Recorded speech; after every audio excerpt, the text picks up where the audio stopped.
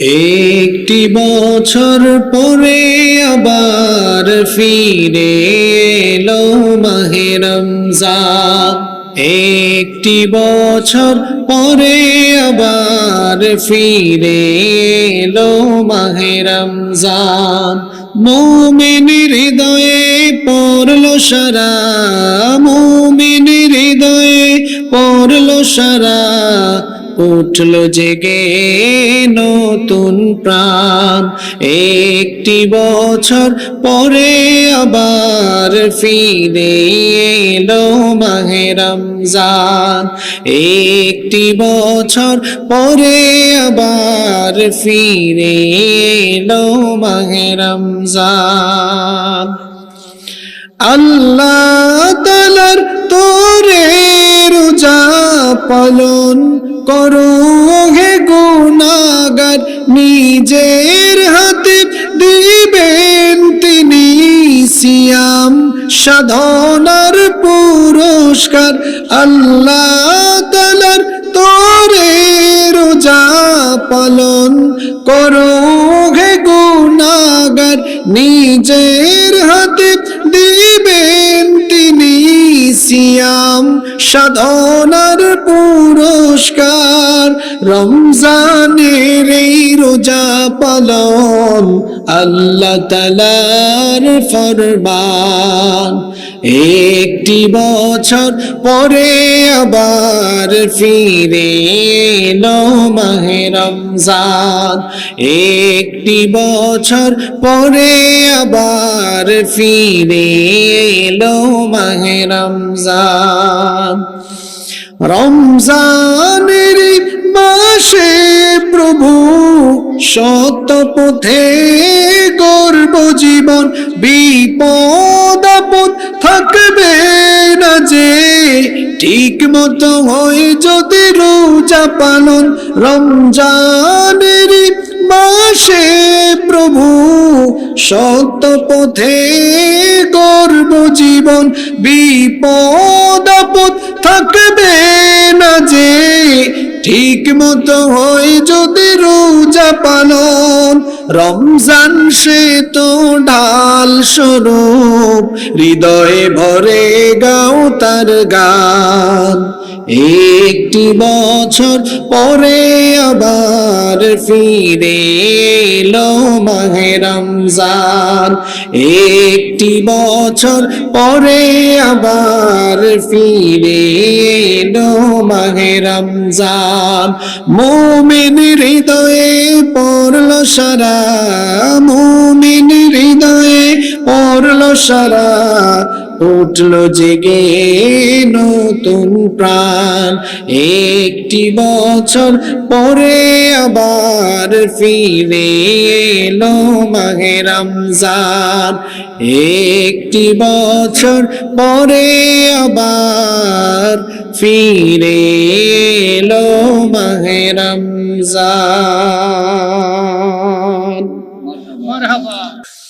জুলুম হলো এমন এক জঘন্য গুনাহ, এই গুনাহের শাস্তি রব্বুল আলামিন দুনিয়া থেকে দেওয়া আরম্ভ করেন।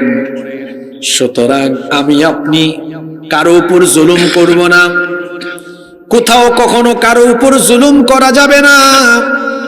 কারণ কে কার উপরে কতটুকু জুলুম করে সেটা দুনিয়ার সব মানুষ না জানলেও জালিমের জুলুমের খবর যার কাছে আছে, জোরে বলেন তিনি কে?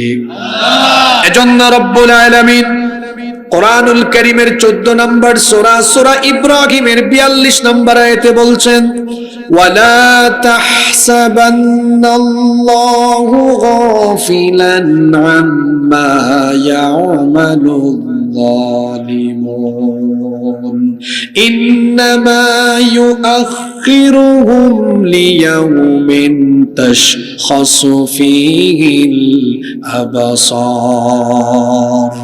আল্লাহ তাআলা বলছেন তারা যেন এই কথা মনে না করে, জালিমরা যেন এই কথা না ভাবে যে তাদের জুলুম সম্পর্কে আল্লাহ তাআলা বেখবর, তাদের জুলুম সম্পর্কে আল্লাহ জানেন না। এটা যেন তারা মনে না করে, বরং জালেমরা কত জুলুম করছে সব খবর যার কাছে আছে। গলার আওয়াজ বড় করে সবাই বলেন, তিনি কে?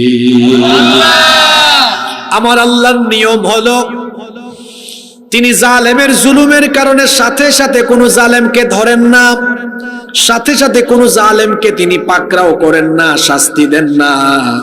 আল্লাহ তাআলা সুযোগ দেন, সময় দেন, অবকাশ দেন। আল্লাহ জালিমকে ছাড় দিলেও তিনি কখনো জালিমকে ছেড়ে দেন না। আবু মুসা আল আশআরী রাদিয়াল্লাহু আনহু এই হাদিসের বর্ণনাকারী সাহাবী। হাদিসটি বুখারী এবং মুসলিম শরীফের মধ্যে বর্ণিত হয়েছে।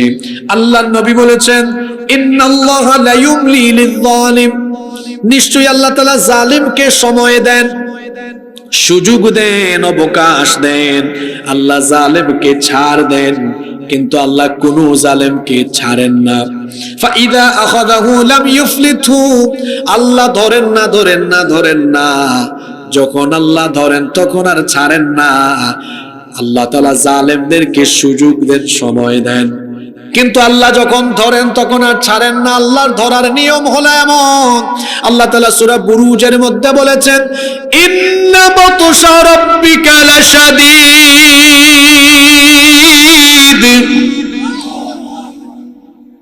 নিশ্চয়ই তোমার রবের ধরা বড় কঠিন, তোমার রবের পাকড়াও বড় কঠিন। দুনিয়া সৃষ্টির পর থেকে নিয়ে আজ পর্যন্ত আল্লাহ তাআলা কোন জালেমকে তার জুলুমের কারণে শাস্তি না দিয়ে আল্লাহ দুনিয়া থেকে বিদায় করেন নাই, বরং প্রত্যেকটি জালিম জনপদের জালিমদেরকে আল্লাহ ধরে ধরে শাস্তি দিয়েছেন। যেমন খেয়াল করুন, কোরআনে কারীমের 22 নম্বর সূরা সূরাতুল হজের 45 নম্বর আয়াতে আল্লাহ তাআলা বলছেন, ফাকাআইয়িম মিন ক্বরয়াতিন আহলাকনাহা ওয়া হিয়া যালিমাতুন ফাহিয়া খাওয়িয়াতুন আলা উরুশিহা ওয়া বিইরিম মুআত্তাদাতিন ওয়া কসরিম মাশীদ। আল্লাহ তাআলা বলছেন, এমন বহু এলাকা আছে, এমন বহু জনপদ আছে, যেই জনপদের অধিবাসীরা ছিল জালিম। আমি আল্লাহ তাদের জুলুমের কারণে যখন তাদেরকে ধরেছি, পাকড়াও করেছি, তখন এমন ভাবে আযাব আর গজব দিয়েছি, তাদের বাড়ি ঘরের ছাদ বিধ্বস্ত করে গোটা জনপদকে আমি ধ্বংস করে দিয়েছি। তাদের এলাকার কুয়াগুলোকে আমি পরিত্যক্ত বানিয়েছি। শুধু তাই নয়, আল্লাহ বলছেন, ওয়া কসরিম মাশীদ, তাদের সুরম্য সুউচ্চ অট্টালিকাগুলো যেগুলো তারা সুন্দর করে বানিয়েছিল, সেগুলোকে আমি আল্লাহ গজব দিয়ে মাটির সাথে মিশায়া দেওয়ার ব্যবস্থা করেছি। আল্লাহু আকবার, আল্লাহু আকবার। রব্বুল আলামিন কোরআনুল কারীমের 29 নম্বর সূরা সূরাতুল আনকাবুতের 40 নম্বর আয়াতে আরো চমৎকার করে বলছেন, ফাকুল্লান আখাযনা বিযামবিহি ফামিনহুম মান আরসালনা আলাইহি হাসিবা ওয়া মিনহুম মান আখাযাতহুস সাইহাতু ওয়া মিনহুম মান খাসাফনা বিহিল আরদা ওয়া মিনহুম মান أغرقنا وما كان الله ليظلمهم ولكن كانوا أنفسهم يظلمون। আল্লাহ তাআলা বলছেন, অতঃপর প্রত্যেককে আমি তাদের জুলুমের কারণে ধরেছি, পাকড়াও করেছি। সূরা আনকাবুতের 40 নম্বর আয়াতে আল্লাহ তাআলা পৃথিবীর 4টি জালিম সম্প্রদায়ের কথা উল্লেখ করে তাদের উপর আল্লাহ যে জুলুমের কারণে তাদেরকে শাস্তি দিয়েছেন, সেই শাস্তির কথা এই আয়াতের মধ্যে বলেছেন কে? আল্লাহ। মনোযোগ আছে? এই আয়াতে আল্লাহ 4টি জালেম সম্প্রদায়ের উপরে আল্লাহর তরফ থেকে আসা 4 ধরনের আযাবের কথা বলেছেন। আল্লাহ বলছেন, এই 4টি সম্প্রদায় এমন জালিম ছিল। 1 নম্বর সম্প্রদায়ের কথা আল্লাহ বলছেন, আমি আল্লাহ তাদের জুলুমের কারণে ফামিনহুম মান আরসালনা আলাইহি হাসিবা, আসমান থেকে আমি পাথর কুচির বৃষ্টি পাঠিয়ে বংশ শুদ্ধা শেষ করে দিয়েছি। এরপরে আল্লাহ বলছেন ওয়ামিনহুম মান আখাযাতহু সাইহা, কাউকে কাউকে আমি বজ্রনিনাদের মাধ্যমে সমূলে ধ্বংস করে দিয়েছি। ওয়ামিনহুম মান খাসাফনা বিহিল আরদ, কাউকে কাউকে তাদের জুলুমের কারণে জমিন উল্টায়া দিয়া মাটির তলায় ধসায়া দিয়েছি। তারপরে 4 নম্বরে আল্লাহ বলছেন ওয়ামিনহুম মান আগরাকনা, কাউকে কাউকে আমি আল্লাহ পানিতে ডুবায়া 14 গোষ্ঠী শেষ করে দিয়েছি। পানির অপর নাম আমাদের সবার জন্য জীবন, কিন্তু ফেরাউনের জন্য আর তার বাহিনীর জন্য পানির অপর নাম মরণ করে দিয়েছেন কে? এই আয়াতে আল্লাহ তাআলা 4টি জালেম সম্প্রদায়ের উপরে আসা আল্লাহর 4 ধরনের গজবের কথা বললেন। এরপরে আল্লাহ বললেন আমি তাদের উপর জুলুম করি নাই, বরং তাদের জুলুমের কারণে এই আযাব দিয়েছেন কে? সেই আল্লাহ বলছেন খবরদার, সাবধান, জুলুম করার আগে সতর্ক হও, কারণ আমি আল্লাহ পৃথিবীতে কাউকে তাদের জুলুমের শাস্তি না দিয়ে মারি নাই। জুলুম হলো এমন জঘন্য গুনাহ, যেই গুনাহের শাস্তি আল্লাহ দুনিয়ায় দেন। আজকে ওয়াজের বিষয় আসমানের নিচে আর জমিনের উপরের টপিক, এই জন্য কথাগুলো সমাজের সাথে দেশের সাথে মিলবে। আপনি কি দেখেন না 15 বছর 16 বছর যারা দেশের আলেম ওলামার উপরে, দেশের নিরীহ জনগণের উপরে যারা জুলুম করেছে, আল্লাহ এদেরকে এত বছর ধরেন নাই। যখন আল্লাহ ধরেছেন তখন আর ছাড়েন নাই, তখন আল্লাহ বাড়ি ঘর এমনকি দেশ ছাড়া করে বেইজ্জত করে দিয়েছে। জুলুম এমনই হয়। আপনিও তো জুলুম করেছেন, বছরের পর বছর কত মানুষকে তার বাড়ি ঘরে আসতে দেন নাই, আপনজনের জানাজায় অংশগ্রহণ করতে দেন নাই, বাড়ি ছাড়া ঘর ছাড়া করে রেখেছেন, বহু মানুষকে বিনা অপরাধে জেলখানায় আয়না ঘরে বন্দী করে রেখেছেন, নিরপরাধ আলেমদেরকে জেলখানায় ঢুকিয়ে তাদের উপর নির্যাতন করেছেন, অন্ধকার প্রকোষ্ঠে আলেমদের, নিরীহ আলেমদের চোখের পানি আল্লাহর গজব হিসাবে তোমাদের উপরে এসেছে। এই জন্য আজ তোমাদের এমন অধঃপতন হয়েছে। কি জুলুম করে নাই বলেন এই জালিমের দল। এই মাহফিল যে করতে পেরেছেন, এই ধরনের মাহফিল আয়োজন করাও ছিল তাদের সময় চ্যালেঞ্জের ব্যাপার। মাহফিল করতে দেয় না, মাহফিল করতে দেয় না, এমনকি মানুষ তার স্বাধীন মতটুকু প্রকাশ করতে পারত না। কিছু হইলেই দেখেন না, আয়নার কারিগররা আয়নাঘর বানিয়েছে। কি বানিয়েছে? আয়নাঘর। এত জুলুম করেছে এরা, মানুষ তার মতটাও প্রকাশ করতে পারত না। আপনারা দেখেছেন জুলাই আগস্টে এরা কিভাবে আমার দেশের হাজার হাজার মা বাবার বুক খালি করে তাদের সন্তানদেরকে ঠান্ডা মাথায় পাখির মতো গুলি করে হত্যা করেছে। এই বিচার কিভাবে করবে আমি আসলে বুঝি না, কারণ এদেরকে ধরে ফাঁসিতে ঝুলালেও বিচারের হক আদায় হবে না। এদের ফাঁসি দিলে তো 2-4 মিনিট কষ্ট পাইয়া মরে গেল ইহসান হবে। আমার বিবেকে যেটা ধরে, এরা যেভাবে হাজার হাজার মানুষকে হত্যা করেছে, এখন হাজার হাজার বার তো ফাঁসি দেওয়া যাবে না, এই সুযোগ নাই। চান্স থাকলে বলতাম দেন, যেহেতু এই সুযোগ নাই, সেহেতু বছরের পর বছর যারা মানুষের উপর অত্যাচার নির্যাতন করেছে, এরপরে চোরের মতো দেশ থেকে পালিয়ে গিয়েছে, সরকারকে বলবো এদেরকে দেশে ফিরায় এনে তাদের বানানো আয়না ঘরে তাদেরকে ঢুকায় রাখা দরকার। জুলুম এর শাস্তি দুনিয়াতে আছে, খবরদার জুলুমের শাস্তি আল্লাহ না দিয়ে দুনিয়া থেকে কোন জালেমকে বিদায় করেন নাই। আমরা বহু বলেছি, আপনাদেরকেও মাহফিলে আসলে বলতাম ধৈর্য ধরেন, রাতের পরে যেমন দিন আছে, অন্ধকারের পরে যেমন আলো আছে, এই নির্যাতন জুলুমের পরে একদিন নতুন সূর্য আসবে। আসে নাই? না, এখনো ভালো করে আসে নাই। নতুন সূর্য সেদিন আসবে যেদিন এই বাংলাদেশে আল্লাহর দিন ইসলাম কায়েম হবে।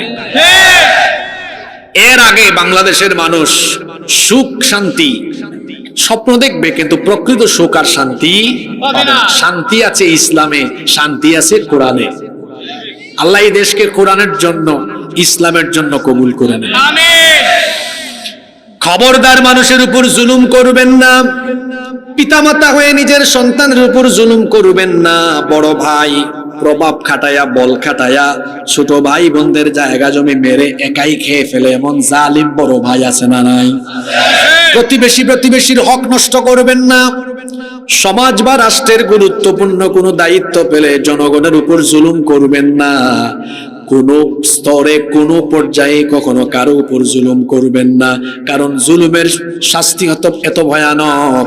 মরার পরে তো জাহান্নাম, কিন্তু মরার আগে ওই লোকটাকে বেইজ্জত বানায়া যিনি এই দুনিয়াবি গজবে তাকে পতিত করেন, জোরে বলেন তিনি কি? আল্লাহ। সেই আল্লাহ বলছেন, ইয়া ইবাদি, হে আমার বান্দারা, ইন্নী হারামতু যুলমা আলা নাফসি, নিশ্চয়ই আমি আমার নিজের উপরে জুলুমকে হারাম করে দিয়েছি। ওয়া জাআলতুহু বাইনাকুম মুহাররামান ফালা তাযালামু, অতএব আমি তোমাদের উপরে জুলুম হারাম করে দিলাম, কারো উপর জুলুম করো না। আমার আল্লাহ মাজলুমের পক্ষে, জালিমের বিপক্ষে। এমনকি এক হাদিসে এরকমও এসেছে, কথা খেয়াল করে শুনেন। আল্লাহর নবী বলেছেন, ইত্তাকু দাওয়াতাল মাজলুম, মজলুমের বদদুয়া থেকে তোমরা নিজেকে বাঁচাও।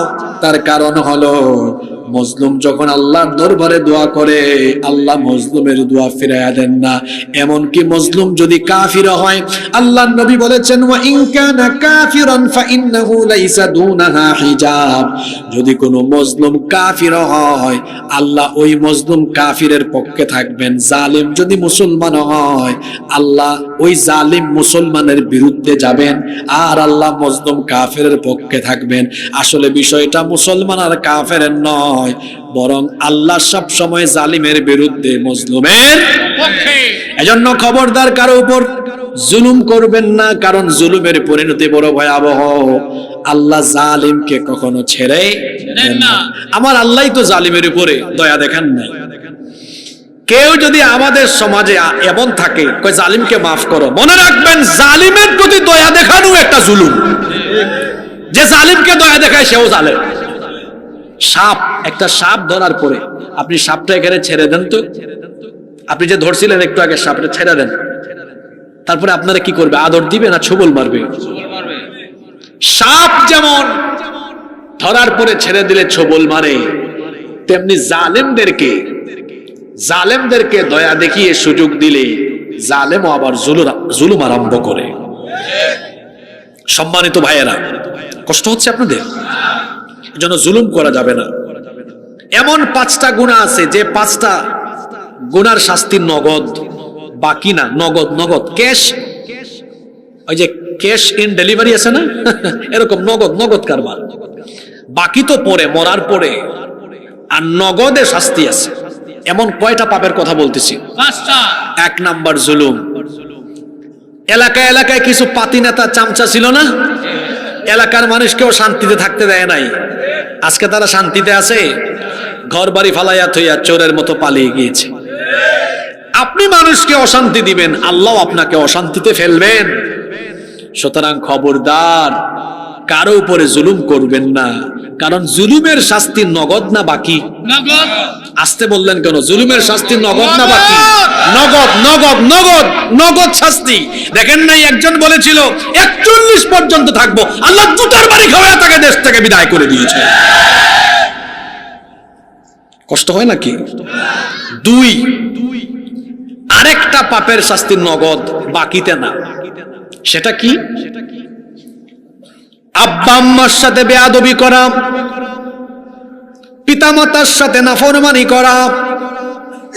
যারা তাদের বাবা মায়ের সাথে বেয়াদবি করবে, এরা দুনিয়াতে শাস্তি পাবে নগদ না বাকি? নগদ। আর বাকি শাস্তি আছে আখিরাতে। সেটা কি? আল্লাহর নবী বলেছেন, হুমা জান্নাতুকা হুমা নারুকা। আল্লাহর নবী বলেছেন, এই পিতামাতা তোমার জান্নাত।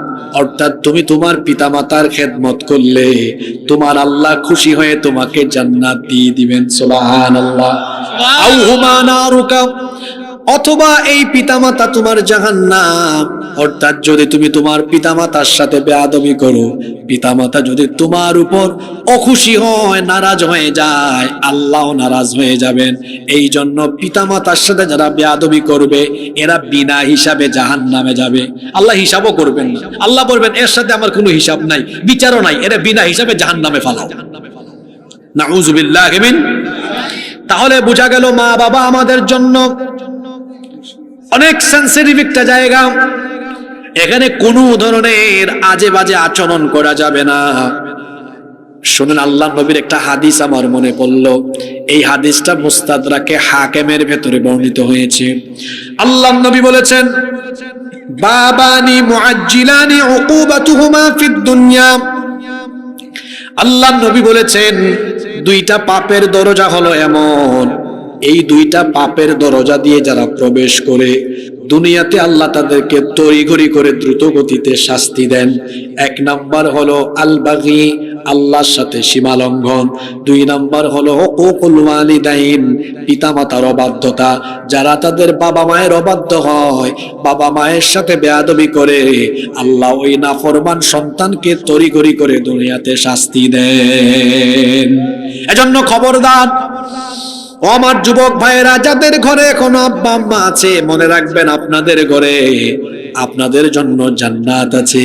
জান্নাত তালাশের জন্য এত দূরে যাওয়া লাগবে না। পিতা মাতার পায়ের তলায় যিনি জান্নাত রেখে দিয়েছেন তিনি কে?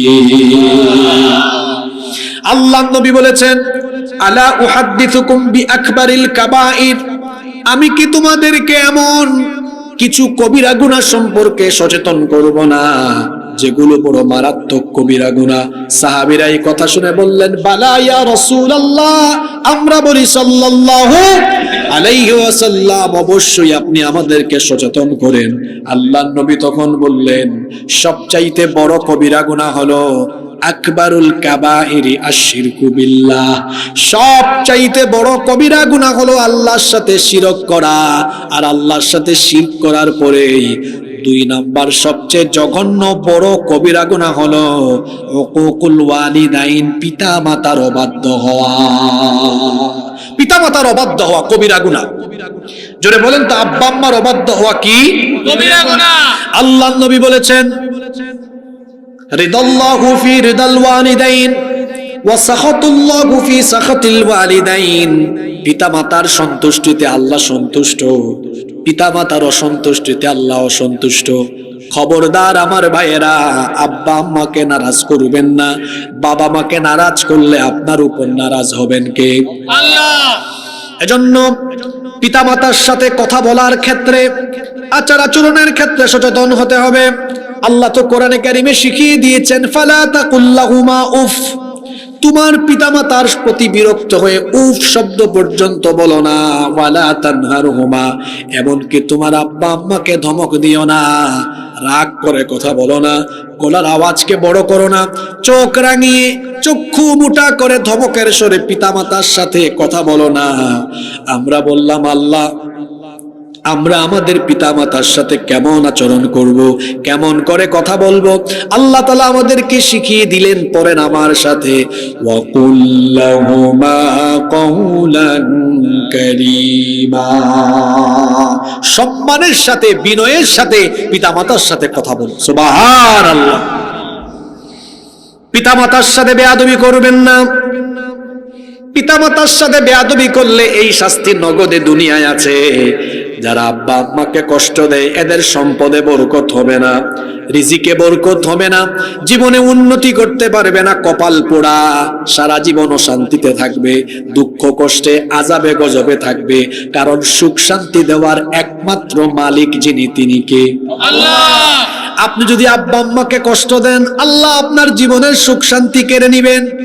আর যদি আপনি তার বিপরীতে আব্বা আম্মার খেদমত করেন, আব্বা আম্মাকে খুশি করতে পারেন, আপনার জীবনটাকে বরকত দিয়ে যিনি ভরপুর করে দিবেন তিনি কে? এজন্য আল্লাহর নবী বলেছেন, মান সাররাহু আইয়াবসুতা লাহু ফি রিজকিহি আও ইয়ানসাআলাহু ফি আসারিহি ফালইয়াসিল রাহিমা ওয়া আ'যামুর রাহিমি আল ওয়ালিদান আকরাবুর রাহিমি আল ওয়ালিদান। আল্লাহর নবী বলেছেন, কেউ যদি তার রিজিকের মধ্যে, কেউ যদি তার হায়াতের মধ্যে বরকত বাড়াতে চায়, তার উচিত হলো তার পিতামাতার খেদমত করা। আব্বা আম্মার খেদমত করলে হায়াত তিনি বরকত বাড়িয়ে দেন, তিনি কে?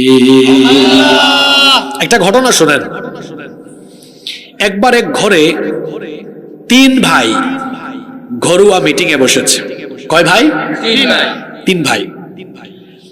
বড় ভাই ছোট দুই ভাইকে বলতেছে, দেখো আব্বা আম্মাকে আমরা 3 ভাই ভাগ করে করে খাওয়াই। আমি 10 দিন, মেজো ভাই তুমি 10 দিন, ছোট ভাই তুমি আরো 10 দিন, 3 10 30 দিন।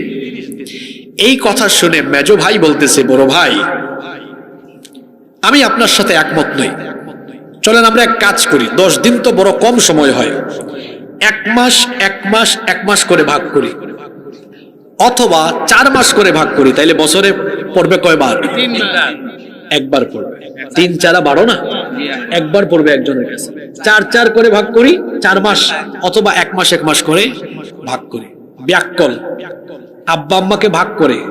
আমাদেরকে ছোটবেলায় কি আমাদের বাবা মা ভাগ করেছেন? ভাগ করেন নাই। বড় 2 ভাই এই কথা বলল। ছোট ভাই বলতেছে বড় 2 ভাইকে, দেখেন বড় ভাই আপনারা দুইজনই আমার বড় ভাই, আমি ছোট ভাই হিসাবে আপনাদের কাছে একটা দাবি করি। তারা বললেন বলো। ছোট ভাই বলল আমার দাবিটা হলো আব্বা আম্মা দুইজনকে 10 দিন 10 দিন 1 মাস বা 4 মাস করে ভাগ করার দরকার নাই, আব্বা আম্মাকে সারা জীবনের জন্য আমার কাছে দিয়ে দেন। তো বড় 2 ভাই খুব চালাক। 2 ভাই মনে মনে বলতেছে আরে কি ফায়দা হইল, ছোট ভাই যদি নিয়ে নেয়, সেই যদি দেখাশোনা করে চিকিৎসা করায়, খাওয়া দাওয়া করায়, তাহলে তো আমাদের পয়সা বাঁচবে, আমাদের আর দায়িত্ব নেওয়া লাগবে না। বড় 2 ভাই কায়দা করে জবাব দিয়েছে, দেখো তুমি আমাদের ছোট ভাই, ছোট ভাই হয়ে বড় ভাইয়ের কাছে দাবি করছো, এটা কি আমরা ফালাইতে পারি? যাও তোমার দাবি আমরা পূরণ করে দিলাম।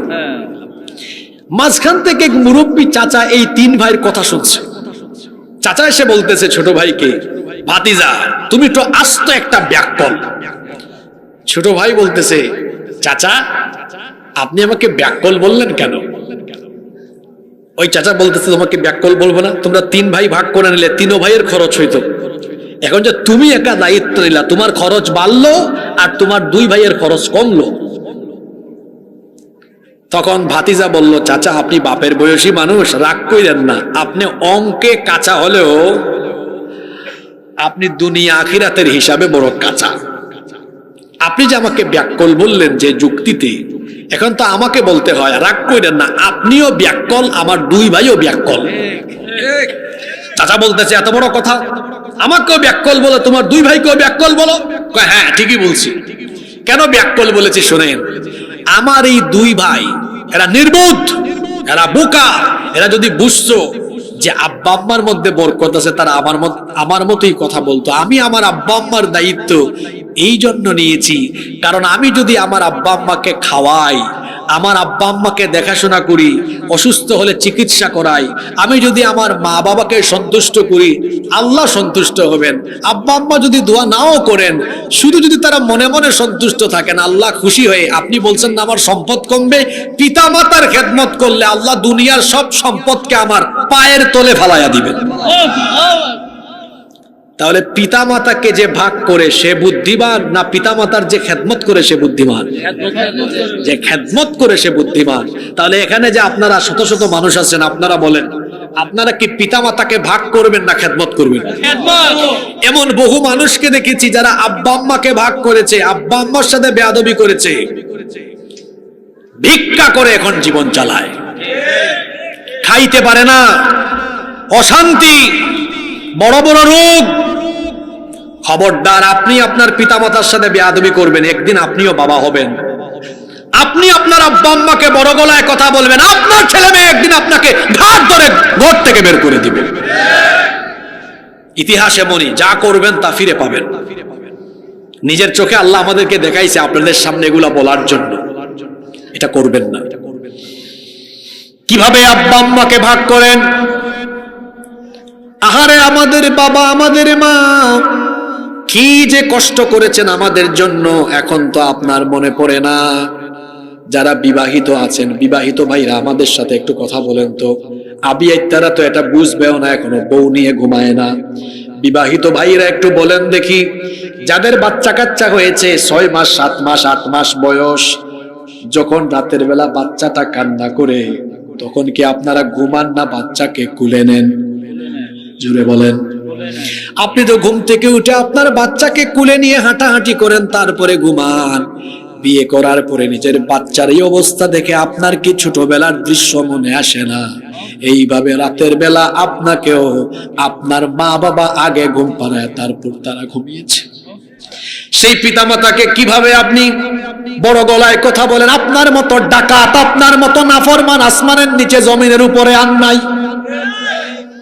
একটু অসুস্থ হইলে পরে বাবা শুনেছে কোম্পানিগঞ্জে ছিল, ব্রাহ্মণপাড়ায় ছিল, দেবিদ্বারে ছিল, শোনা মাত্রই সব কাজ ফালাইয়া থইয়া আপনার কাছে ছুটে এসেছে, মুখে তুলে তুলে খাবার খাইয়েছে, হাত ধরে ধরে স্কুলে নিয়ে গিয়েছে। আর মায়ের কথা কি বলবো, পৃথিবীতে মায়ের মতো মমতাময়ী দুনিয়ার দ্বিতীয় আরেকজন হতে পারে? এই যে রাত আপনারা 12টা 1টায় 2টা পর্যন্ত বাড়ির বাইরে থাকলে দেখবেন আপনার ভাই বোন এমনকি আপনার বউও মাঝে মাঝে ঘুমায় যাবে, খবর নিবে না। কিন্তু মা দেখবেন কিছুক্ষণ পরেই ফোন করবে আর বলবে, বাবা রে সবাই তো চলে আসছে, তুই এখনো আসলে না কেন? তোর জন্য ছটফট ছটফট করে মনটা, এখনো ঘুম লাগে না। কোথাও সফরে যাবেন দেখবেন কেউ টেনশন করে না, কিন্তু মা টেনশন করে, মা ঘুমায় না। বাড়ি গিয়ে গভীর রাতে দেখবেন সবাই ঘুমিয়ে আছে, কেবলমাত্র আপনার মা আপনার জন্য পাহারাদারের মতো বাড়ির দরজায় দাঁড়িয়ে আছে। মা মা এমনই হয়। মায়ের মতো ভালোবাসা কেউ আপনাকে দিতে পারবে? ঘুরে ঘুরে পৃথিবী দেখেছি, কত ভালোবাসা আমি পেয়েছি, তোমার সাথে নেই কারো তুলনা। মা ওগো মা, মা ওগো মা, মা ওগো মা, মা ওগো মা।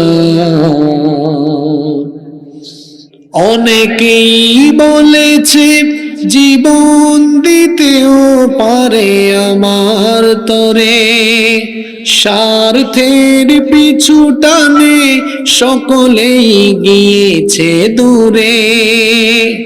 অনেকেই বলেছে জীবন দিতেও পারে আমার তরে, স্বার্থের পিছু টানে সকলেই গিয়েছে দূরে। আঘাত করলে প্রতিঘাত করেছে, আঘাত করলে প্রতিঘাত করেছে, তুমি তো দুঃখের স্পর্শ দিলে না। মা ওগো মা, মা ওগো মা। শত ঝড় জঞ্জায় আগলে রেখেছো মোরে বুকে, সারাটা জীবন ধরে পাহারা দিয়েছো চোখে চোখে। শত ঝড় জঞ্জায় আগলে রেখেছো মোরে বুকে, সারাটা জীবন ধরে পাহারা দিয়েছো চোখে চোখে। এতটাও সুখ হলে কত কেঁদেছো, এতটাও সুখ হলে কত কেঁদেছো, কত বেলা পেট ভরে খাওনি খানা। মা ওগো মা, মা ওগো মা, মা ওগো মা, মা ওগো মা। এ জীবন বিলিয়েও হবে না দুধের দাম শোধ, তোমাকে আঘাত করে যারা পশু যারা নির্বোধ। এ জীবন বিলিয়েও হবে না দুধের দাম শোধ। তোমাকে আঘাত করে যারা পশু যারা নির্বোধ, তোমার পায়ের নিচে জানি জান্নাত, তোমার পায়ের নিচে জানি জান্নাত। তুমি তো জীবনের সব সাধনা, মা ওগো মা, মা ওগো মা, মা ওগো মা, মা ওগো মা। 2010 সালের পরে আজকে 2025, 15 বছর পরে আমার এই গজলটার কথা আজকে মনে হয়েছে আপনাদের মাহফিলে। আমি 2010 সালে এটা মাকে নিয়ে, এই গানটা আমার লেখা না, সিলেটেরই কোন এক শিল্পী এটা গেয়েছিলেন, আমার ভালো লাগছিল। এরপরে আমি এটা গাইছিলাম আমার মাদ্রাসায়। আজকে 15 বছর পরে এটা আমার মনে পড়লো এই কথার প্রসঙ্গে। এটা আমি কোনোদিন মাহফিলেও গাই নাই। মা কি জিনিস, এই গজলটা এমনি এমনি গাই নাই, এগুলো কুরআন হাদিসের কথা। হ্যাঁ, মায়ের পায়ের তলে জান্নাত আছে না, এখানে তো বলা হয়েছে তোমার পায়ের নিচে জানি জান্নাত। কি সুন্দর অন্তরা দেখেন, এ জীবন বিলিয়েও হবে না দুধের দাম শোধ। ছোটবেলায় যে দুধ পান করেছেন তখন তো মাছ খাইতে পারতেন না, মাংস খাইতে পারতেন না, সবজি খেতে পারতেন না, শুধু খাবার ছিল মায়ের বুকের দুধ। সেই মায়ের বুকের দুধের ঋণ শোধ করার জন্য শরীরের চামড়াগুলা ছিল যদি স্যান্ডেলের ফিতাও বানাই, মায়ের এক ফোঁটা দুধের হক আদায় করা সম্ভব হবে না। আল্লাহু আকবার।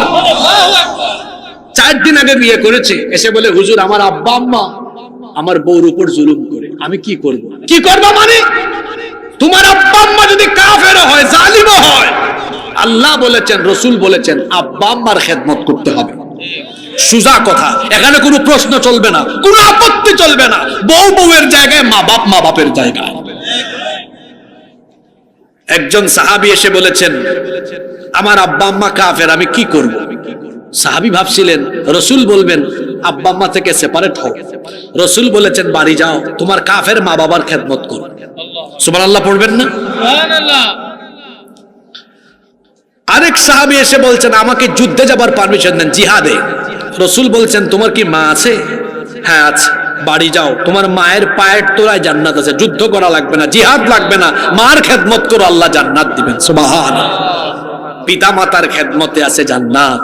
আর যারা পিতা মাতার সাথে বেয়াদবি করে মরার পরে কোথায়? কথাটা কেমনে বলছিলাম? জাহান্নাম না, বলছিলাম আল্লাহর তার সাথে কোনো হিসাবই নাই। ও বিনা হিসাবে, জোরে বলেন, ও বিনা হিসাবে জাহান্নামী। আল্লাহর তার সাথে কোনো হিসাবের ফাংশনই নাই, ফাংশন নাই, অপশনই নাই। ওর হাতে আমলনামা দেওয়া হবে, আল্লাহ তো চিনবেন ও তার আব্বা আম্মার সাথে বেয়াদবি করেছে, আল্লাহ তাকাবেনও না। এমন বহু হাদিস আছে যাদের দিকে আল্লাহ তাকাবেন না, কথা বলবেন না, জাহান্নাম থেকে মুক্তি দিবেন না। এর মধ্যে এক শ্রেণী হলো যারা আব্বা আম্মার সাথে বেয়াদবি করে। হাদিস শুনতেছেন? কিয়ামতের মাঠে দাঁড়াবে সলিমউদ্দিন, আবুল কালাম, কুখ্যাত সন্তান, যে তার আব্বা আম্মার সাথে বেয়াদবি করেছে। আল্লাহ বলবেন ফেরেশতারে ধরো, আমার সামনে থেকে সরাও, আমি তার দিকে তাকাবো না, তার সাথে আমার কোনো কথা নাই, তাকে বিনা হিসাবে জাহান্নামে ফেলাও। কথা কি কানে যায়? কয়েক শ্রেণীর মানুষের সাথে আল্লাহ কিয়ামতের দিন কথা বলবেন না, এরকম বহু হাদিস আছে। যেমন যারা টাকনুর নিচে কাপড় ঝোলায় হাঁটে, আল্লাহ এদের সাথে তাকাবেন না, কথাও বলবেন না, আল্লাহ বলবেন এর সাথে কথা নাই, এর সরাও। এরা এক শ্রেণী। মদ্যপ, মদ্যপ, এর সাথেও আল্লাহর কোনো কথা নাই। এরপরে আব্বা আম্মার সাথে বেয়াদবি করে, আল্লাহ তাকাবেন না, বলবেন ফেরেশতা এরা সরাও, এর সাথে আমার কোনো কথা নাই, এর সাথে আমার কোনো কিছু নাই, এর বিনা হিসাবে জাহান্নামে ফেলাও। এটা বাকি, মরার পরে বাকি, বাকি না এটা। আর নগদ কি? নগদ হলো দুনিয়াতেই সন্তান সম্পদে বরকত পাবে না, অভাবী হবে। এখন দেখবেন মাঝে মাঝে বিপরীত হয়, আব্বা আম্মাকে দেখতে পারে না, তাও আল্লাহ এর সম্পদ দিছে, গিয়া দেখেন ওর রাতে ঘুম নাই, ওর রাতে ঘুম নাই। আরো আছে, আপনাদের মনোযোগ আছে? ও যখন দাওয়াত খেতে আসে মানুষ তারে মজার মজার খাবার দেয়, ও বলে হাত দিয়েন না, মুখে স্বাদ নাই, খাইতে পারে না। হারামখোর, তুই স্বাদ পাবি কেমনে রে?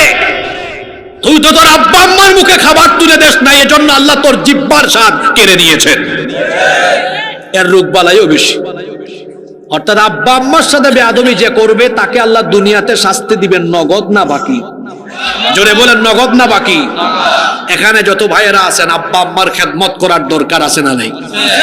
আজকেই বাড়িতে গিয়ে আব্বা আম্মার পা ধরে মাফ চাইবেন, মাফ করে দিবেন। আব্বা আম্মার থেকে দোয়া নিবেন। এই যে আমার আম্মা আছেন, আমার আব্বা নাই। আমি গত পরশুদিন সিলেট থেকে আসছি। আমি আমার কথা যুবক ভাইদেরকে উৎসাহ দেওয়ার জন্য আমি টুপি খুলে দিলাম। আমার আম্মাকে বললাম আমার মাথায় ফু দেন, আল্লাহ যেন স্মরণ শক্তি বাড়ান। বুকে ফু দেন, আল্লাহ যেন তাকওয়া বাড়ান। আমার আম্মা বলতেছেন, আমি হাইসা হাইসা বলতেছেন, বয়স্ক মানুষ তো, সিলেটি ভাষায় বলতেছেন, আমি আর তোমারে কিতা ফু দিতাম। আমার ফুক আমি এই বলি, মানে আমার ফুক কাজে আসবে কিনা। আমি বললাম আমার জন্য একমাত্র আপনার ফুই কাজে আসবে। কাবা শরীফের ইমামের ফু আমার কাজে লাগবে না, আপনারটাই কাজে লাগবে। কারণ পিতামাতার দোয়া ডাইরেক্ট কবুল করেন কে? আল্লাহ। আমি আমার মাকে বললাম, আমি তো আপনার কাছে মুরিদ হইছি, আপনি আমার ওলি, পৃথিবীতে আপনার চাইতে বড় ওলি আর কেউ নাই। আমার মাকে দেখেছি। আমাদের যাদের আব্বা আম্মা আছে, আমাদের দোয়া চাওয়ার জায়গা আছে। এখানে যারা আব্বা আম্মা নাই, যাদের জিজ্ঞেস করেন, তাদের দিলটা কাঁদে, আহারে দোয়া নেওয়ার কোনো জায়গা নাই। আব্বা আম্মার থেকে প্রতিদিন দোয়া নিবেন। আমি এখনো আমার আম্মার কাছ থেকে পানি পড়া নেই, ফু নেই। মাঝে মাঝে আমার আম্মা হাসেন, আমি বলে হাসিয়েন না, এই ফুর মধ্যে আমার জন্য বরকত আছে। পৃথিবীতে আব্বা আম্মার দোয়া ছাড়া বড় হওয়া যায় না। এজন্য ছাত্র ভাইরা, যুবক ভাইরা, খবরদার, আব্বা আম্মার সাথে বেয়াদবি করা চলবে না। দুনিয়ায় যদি আপনি সম্মানিত হতে চান, বড় হতে চান, কল্যাণ চান, সমৃদ্ধি চান, আব্বা আম্মাকে খুশি করতে হবে।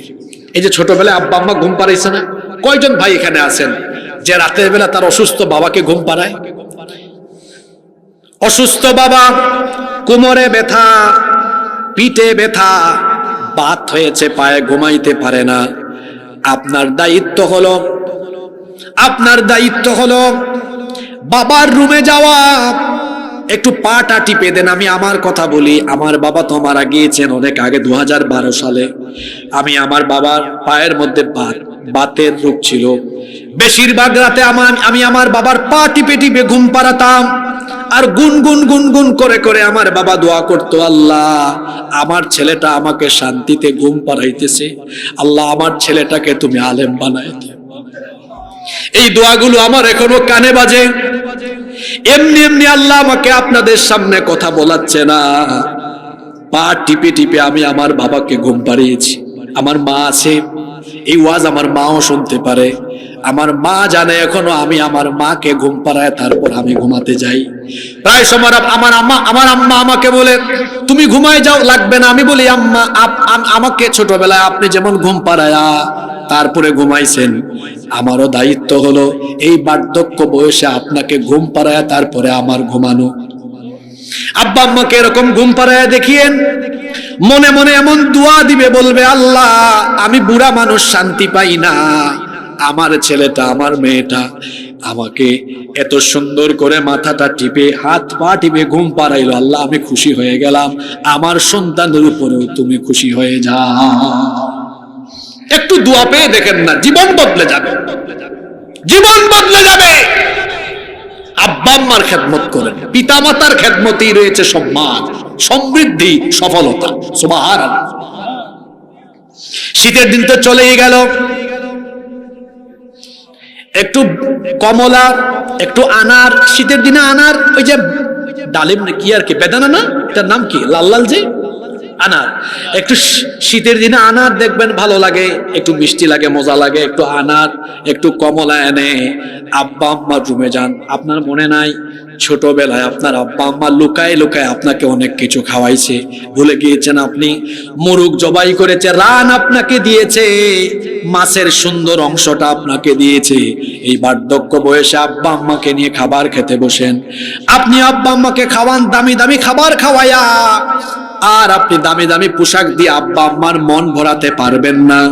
সুন্দর পরিবেশনার সুন্দর আচরণ দিয়ে আপনি মন ভরাই দিতে পারবেন। একটু মুখে তুলে খাওয়ান, পাশে নিয়ে বসেন, বলেন আম্মা আব্বা এই মাছের অংশটা আপনি খান, আমি আপনার জন্য আলাদা করে রাখছি। দেখবেন মনে মনে খুশি হয়ে যাবে। ঈদ আসবে, সর্বোচ্চ বাজেট থাকবে আপনার আব্বার জন্য, আপনার আম্মার জন্য সবচেয়ে বড় বাজেট, সবচেয়ে বেশি পরিমাণ বাজেট থাকবে বাবার জন্য, মায়ের জন্য। বাপ মাকে বাপ মার জায়গায় রাখবেন, বাপ মাকে সবচেয়ে বেশি সম্মান করবেন। আপনি শীতের দিন গেল একটু ফল মুখে তুলে খাওয়ায় দেন। রাতের বেলা আপনার বাবার রুমে যান, মায়ের রুমে যান। যারা স্কুল কলেজে পড়তেন, মাদ্রাসায় পড়তেন, মনে করে দেখেন ছোটবেলা আপনি যখন বাড়ি থেকে যেতেন, আব্বা মেসের খরচ দিত 3000 4000 টাকা, আর মা যাওয়ার সময় ডাকতো বাবারে এদিকে আয়। তারপরে ওই যে আঁচলের মধ্যে পেজ দিয়ে থাকা টাকা থেকে কিছু টাকা হাতে দিয়ে বলে এগুলো দিয়ে আলাদা করে নাস্তা খাইস, আছে না নাই? ওই ডিম বিক্রি করা, হাঁস মুরগ বিক্রি করা টাকা থেকে টাকা দিয়েছে। এখন আপনি আপনার আব্বা আম্মাকে আপনার উপার্জন করা টাকা পয়সা থেকে মাস শেষে কিছু টাকা হাতে দিবেন, বলবেন আব্বা আম্মা এগুলা রাখেন, আপনি আপনার মতো খরচ করেন, মুখে তুলে খাওয়াই দিবেন। আব্বা আম্মা যদি একবার শুধু খুশি হয়ে আপনার জন্য একটা মুচকি হাসি মারে, আল্লাহর কসম আল্লাহর আরশ আপনার উপর খুশি হয়ে যাবে। পিতামাতার খেদমত করতে হবে। পিতামাতার খেদমত না করার শাস্তি নগদ না বাকি? জোরে বলতে হবে, নগদ না বাকি? টাটকা নগদ। কষ্ট হচ্ছে নাকি? কয়েক মিনিট থাকা যাবে না আরো? 3, বাকি 3টা বলবো না মোনাজাত দিয়ে দিব? 3, কোন মুসলমানের মান সম্মান নষ্ট করার শাস্তি নগদ, এটা বাকি না। এটা কি? নগদ।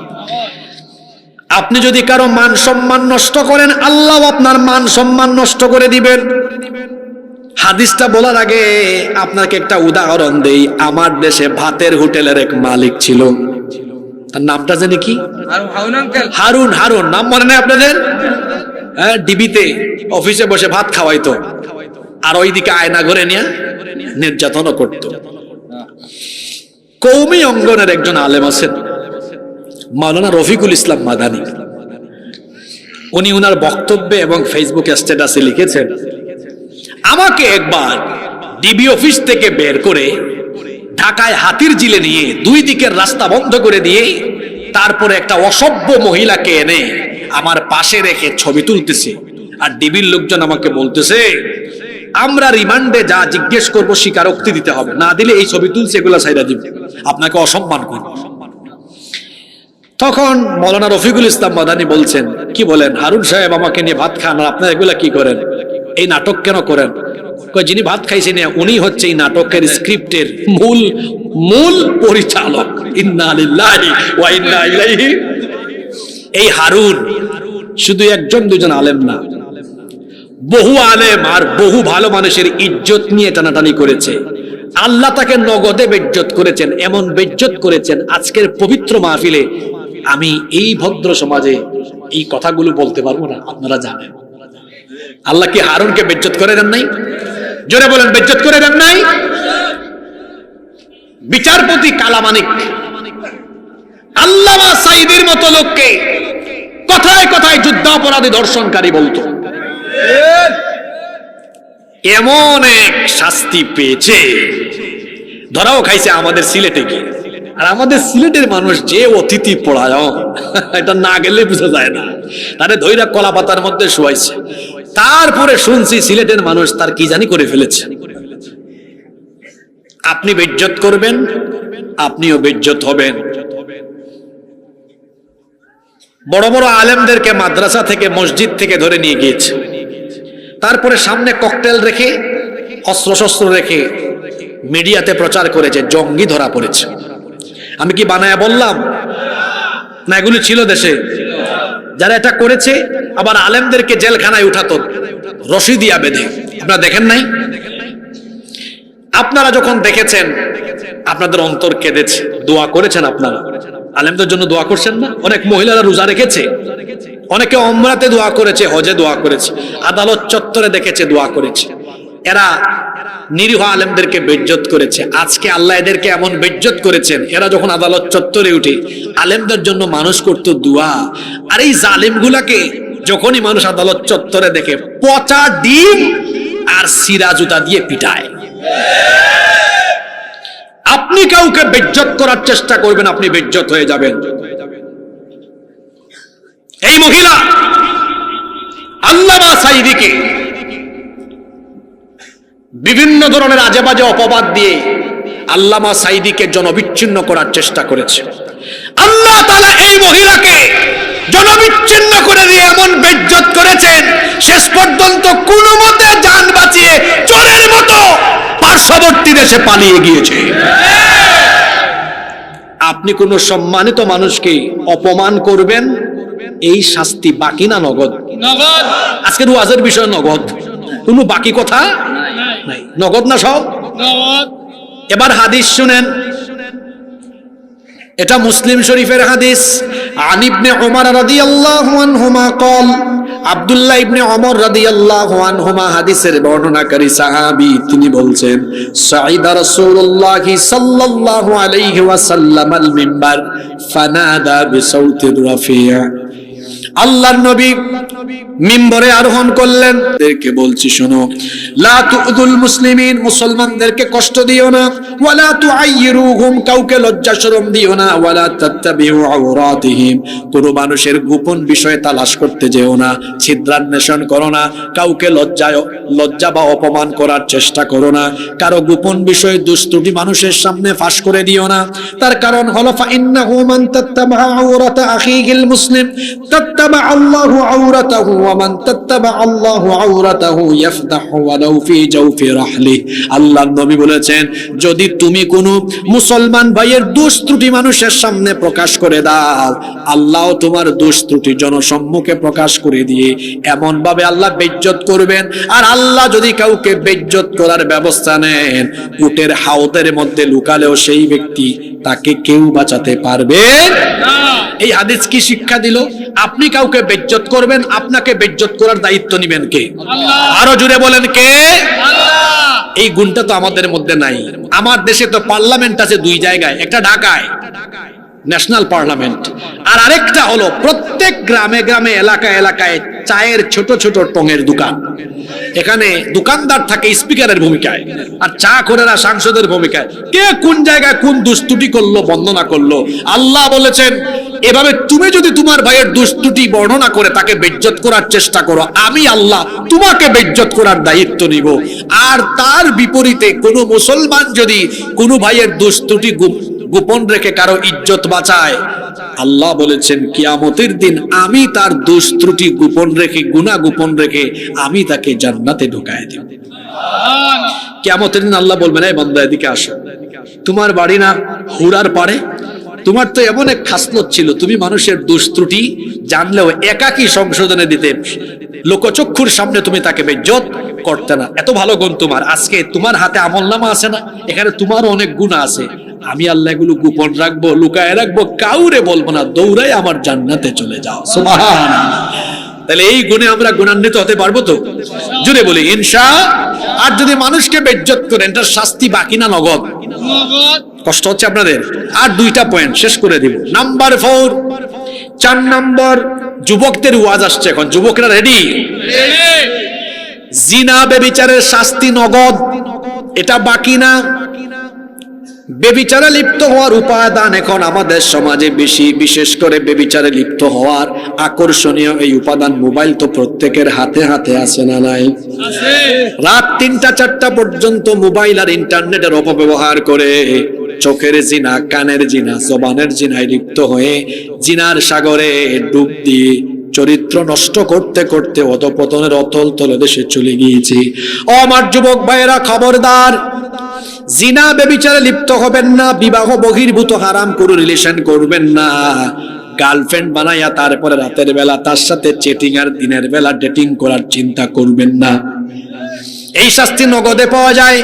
আল্লাহর নবী বলেছেন, ইদা জানার রাজুলু খরাজা মিনহুল ঈমান, যখন কোনো ব্যক্তি জিনা বেবিচারে লিপ্ত হয় তার অন্তর থেকে ঈমান বের হয়ে যায়।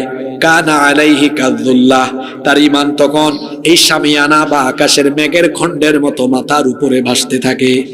যখন কোনো ব্যক্তি বেবিচারে লিপ্ত হয় তার অন্তর থেকে ঈমান বের হয়ে মাথার উপরে ভাসতে থাকে, তার মানে বেবিচারে লিপ্ত ব্যক্তির ভেতরে ঈমান থাকে না। যার মধ্যে ঈমান থাকে না সেই ঈমানদার